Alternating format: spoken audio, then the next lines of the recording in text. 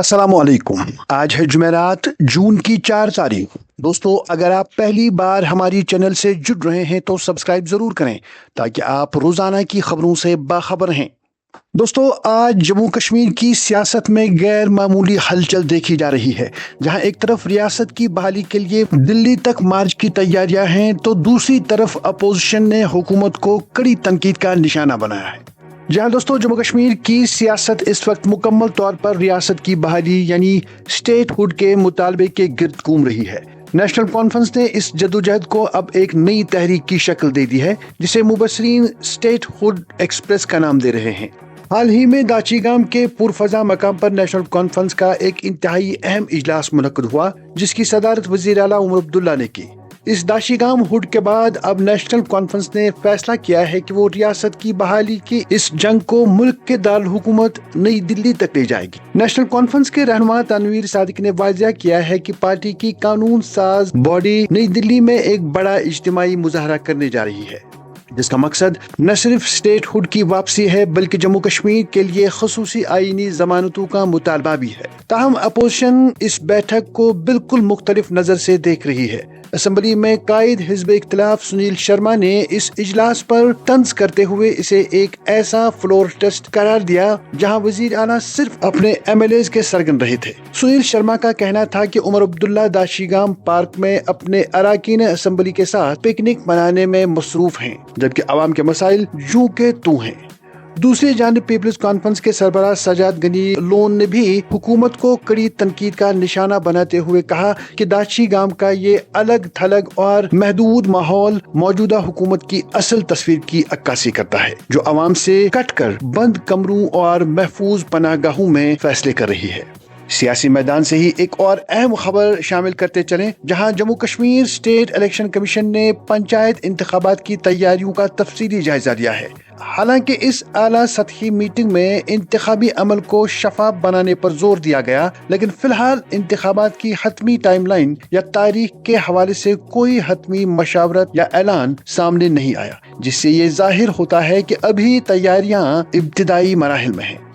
दोस्तों, सियासी गहमा गहमी के बीच सिक्योरिटी और कानून नाफिज करने वाले इदारों की कार्रवाइयां भी तेज हो चुकी हैं। जहां दोस्तों वादी कश्मीर में स्टेट इन्वेस्टिगेशन एजेंसी के विंग CIK ने तलाशी मुहिम के दौरान एक बड़े नेटवर्क का पर्दाफाश करने का दावा किया है। CIK ने कश्मीर के मुख्तलिफ अजला में बैक वक्त छापे मारे हैं, जिनका ताल्लुक 2015 के एक पुराने और पेचीदा टेरर नेटवर्क के से बताया जा रहा है। हुकाम के मुताबिक इन छापों का मकसद उस नेटवर्क के बाकी मानदा अनासिर और माली मुआवनत के जराये को मुकम्मल तौर पर खत्म करना है।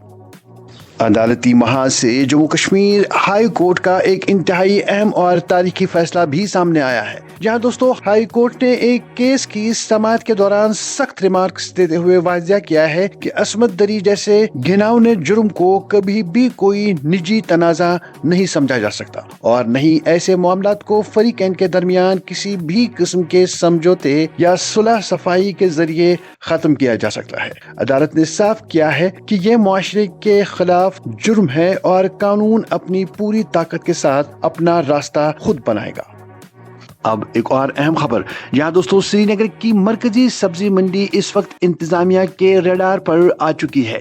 सब्जी मंडी में कीमतों के तयन और जखीरा अंदोजी की शिकायत के बाद अब ये पूरी मार्केट हुकाम के स्कैनर के नीचे है और उम्मीद की जा रही है कि जल्द ही आम सार्फिन को रिलीफ देने के लिए सख्त इकदाम किए जाएंगे। दूसरी तरफ शुमाली कश्मीर के काजी आबाद इलाके में महकमे जंगलात और सिक्योरिटी फोर्सेज ने मुश्तरका कार्रवाई करते हुए इमारती लकड़ी की स्मगलिंग की एक बड़ी कोशिश को नाकाम बना दिया है। स्मगलर वादी के सब सोने को गैर कानूनी तौर पर मुंतकिल करने की कोशिश कर रहे थे, जिसे बर वक्त कार्रवाई करके जब्त कर लिया गया।